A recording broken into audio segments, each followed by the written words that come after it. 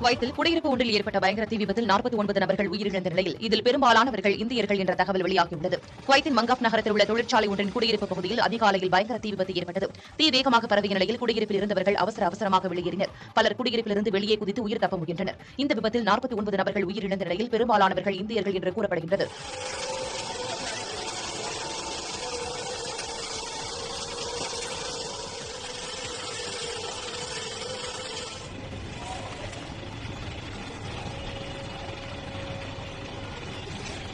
படுகாயமடைந்த 50க்கும் மேற்பட்டோர் மருத்துவமனையில் சிகிச்சை பெற்று வருகின்றனர். தீ விபத்துக்குள்ளான குடியிருப்பில் கேரளாவைச் சேர்ந்தவர்கள் அதிகமாக வசித்து வந்த நிலையில் தரைத்தளத்தில் முறையான பராமரிப்பின்றி சிலிண்டர்கள் வைத்திருந்ததும் விபத்துக்கான முக்கிய காரணமாக கூறப்படுகிறது.